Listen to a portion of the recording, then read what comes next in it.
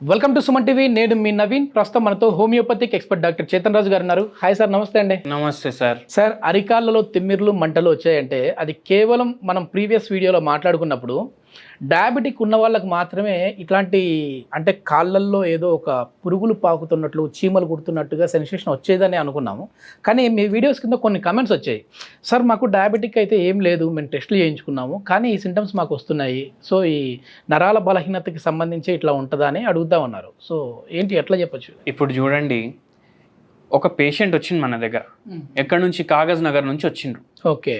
కాగజ్ నగర్ నుంచి రాగానే, సార్ మీ వీడియోలు అన్నీ చూస్తాను నేను సుమన్ టీవీలో, మీ వీడియోలు చెప్పినట్టు సేమ్ టు సేమ్ నాకున్నాయి, సేమ్ టు సేమ్ నాకున్నాయి, ఓకే, కానీ నాకు షుగర్ లేదు సార్ అన్నారు. ఎస్ ఎస్, అదే కామెంట్ సార్. ఇప్పుడు అదే కమెంట్ కదా, షుగర్ లేదన్నారు. కూర్చోండి అని చెప్పినాం. కూర్చొనే ముందే అయినా చెప్పేసింది ఇట్లా, కూర్చోండి సార్ ఫస్ట్ అని చెప్పినాం. కూర్చున్నాక ఏమవుతుంది చెప్పండి అన్న.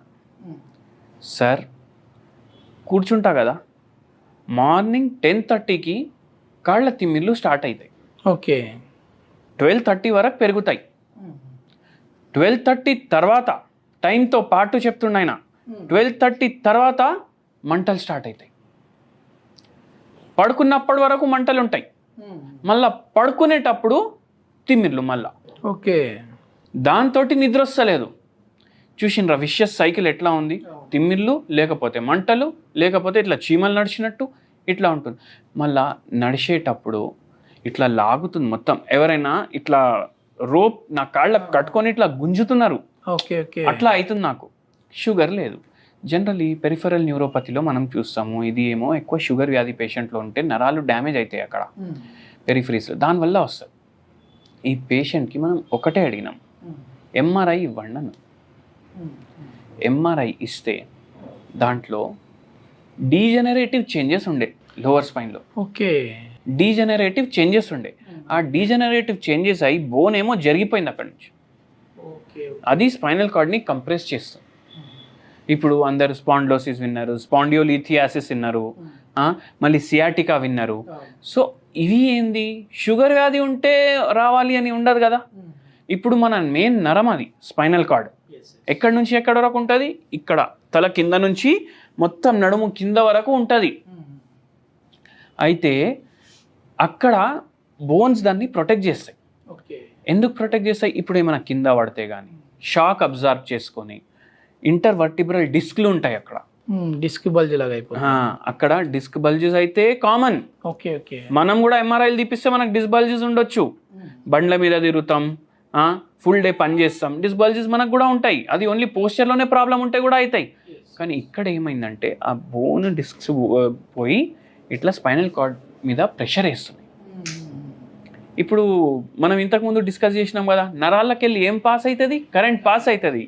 ఇప్పుడు ఆ కరెంట్ సరిగా పోతలేదు కాళ్ళకు. అట్లా ఈ పేషెంట్కి ప్రాబ్లం అయింది. Okay okay. డయట్ అడిగినాం. వారంలో 4 సార్లు కానీ 5 సార్లు కానీ నాన్ వెజ్ అంట. వెడ్నెస్డే నాడు, సోమవారం నాడు, శనివారం నాడు లేదు. ఓకే. వేరే అన్ని రోజులు 2 పూటలు ఉంది. మళ్ళీ ఈ రోజులు ఎందుకు తింటలేము? పూజలు చేస్తాం కదా సార్ అని. అవును కరెక్టే. సరే మళ్ళీ డైలీ పూజ చేయండి అన్నా నేను. ఎందుకు నాన్ వెజ్ తింటే ఏమవుతుంది అని అడిగినాను. నాన్ వెజ్ తింటే కూడా ఈ ప్రాబ్లంలు పెరుగుతాయి. ఓకే. ప్రోటీన్ ఎక్కువ ఉంటుంది సార్. ప్రోటీన్ ఎక్కువ ఉండడం వల్ల కాదు ప్రాబ్లం. ఇప్పుడు చికెన్ కానీ మటన్ కానీ మనం తీసుకొస్తే ఇవి ఇప్పుడు జనాభా ఎంత అయిపోయింది? తొందర తీయాలి చికెన్ని ఫామ్లోకి వెళ్ళి బయటికి. ఏం చేస్తారు? దానికి యాంటీబయాటిక్స్ ఇస్తారు, కొలెస్ట్రిన్ ఇస్తారు, మళ్ళా హార్మోన్స్ ఇస్తారు.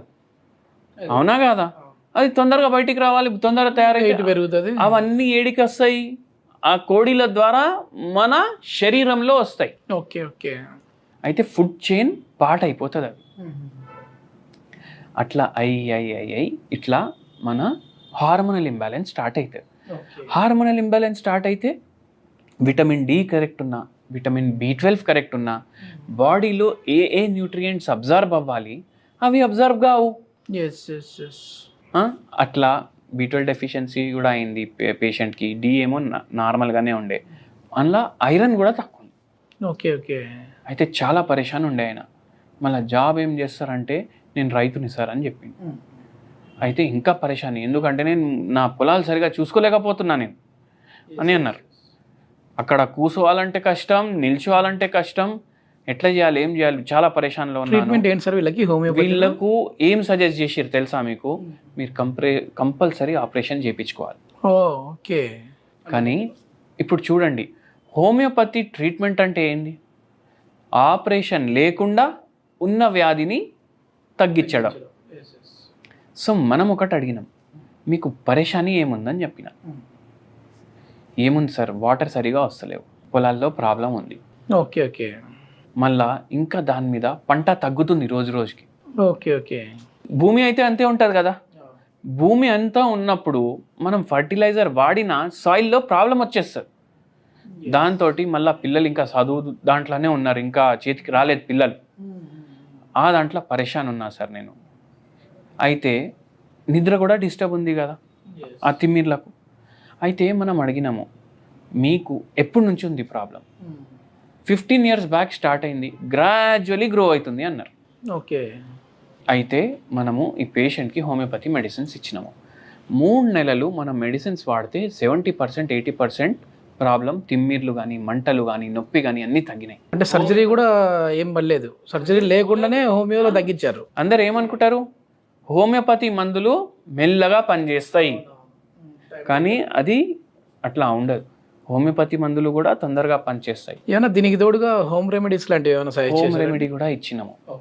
మీరు ఇచ్చిన హోమ్ రెమెడీ వింటే మీరు కూడా అబ్బా దీంట్లో ఈ గుణాలు కూడా ఉంటాయా అని అనుకుంటారు. Okay okay. తామర పువ్వు ఉంటుంది కదా, తామర పువ్వుది చెట్టు, ఓకే, ప్రతి భాగంతో మెడిసినల్ ప్రాపర్టీస్ ఉంటాయి. తామర పువ్వు మీరు గ్రీన్ టీ చేసుకుంటా, తామర పువ్వు మంచిగా వాష్ చేసి దాంట్లో వేసి బాయిల్ చేసిర్రు అనుకోండి, లోటస్ టీ రెడీ అయిపోతుంది. యాంటీ ఆక్సిడెంట్స్ ఫుల్ ఉంటాయి దీంట్లో. వెయిట్ లాస్కి హెల్ప్ చేస్తాయి, ఆక్సిడేటివ్ స్ట్రెస్ తగ్గిస్తాయి, నరాలని గట్టిగా చేయడానికి హెల్ప్ చేస్తాయి, బాడీలో కాల్షియం అబ్జార్ప్షన్ సరిగా ఇవ్వడానికి హెల్ప్ చేస్తాయి. అది మన ట్రీట్మెంట్లో సహకరిస్తుంది అనేసి అది డైలీ ఒక కప్పు తాగమని చెప్పినాం. మళ్ళీ దాంతోపాటు మకానాలు ఉంటాయి, పూల మకానాలు. అవి దేంట్లోకి వెళ్ళి వస్తాయి? ఈ తామర చెట్లకి వెళ్ళి వస్తాయి, తామర గింజలు. ఇంకా అది డైలీ ఒక కటోరా నింపేసి తినమని చెప్పినాం. ఓకే. అంటే డైరెక్ట్గా సార్ అవి డైరెక్ట్ తినాలా? అవి మురుమురాల్లానే ఉంటాయి అవి. అవి తింటే దాంతో కూడా రిలీఫ్ వస్తుంది అని చెప్పినాము. మళ్ళీ అందరికీ ఒక హోమియోపతి మెడిసిన్ చెప్తాను. జర ఇట్లా తిమ్మిర్లు జర స్టార్టింగ్లో ఉన్నాయంటే మీకు కంట్రోల్ అవుతుంది. మీకు చాలా ఎక్కువ ఉంది ప్రాబ్లం అంటే మీరు క్లినిక్ వచ్చి ఇండివిజువలైజ్ ట్రీట్మెంట్ తీసుకోవడం బెటర్. సో వాళ్ళు ఏం చేయాలంటే కాల్చికమ్ ఆటమ్ నేల్, కాల్చికమ్ ఆటమ్ నేల్ ఇది 0/9 పొటెన్సీలో డైలీ 4 గోళీలు పొద్దుగాల, 4 గోళీలు పొద్దుమికి తీసుకోవాలి. ఓకే. అంటే ఈవినింగ్ ఒకటి, మార్నింగ్ ఒకసారి, 4 గోళీలు 4 గోళీలు. కాల్చికమ్ ఆటమ్ నేల్ 0/9 పొటెన్సీ. ఓకే. ఎన్ని రోజుల్లో ఇది మనకి రిలీఫ్ ఉంటుంది సార్? తక్కువ ఉంటే పెయిన్ మీకు తొందరగానే రిలీఫ్ వస్తుంది, వారం రోజులు 10 రోజుల్లో. చాలా ఎక్కువ ఉంది ప్రాబ్లం, జర డిజనరేటివ్ చేంజెస్ ఉన్నాయి, ఇప్పుడు ఒక్కొక్కసారి గర్భసంచి తీసేస్తారు, దానివల్ల కూడా ఈ ప్రాబ్లమ్ స్టార్ట్ అవుతాయి.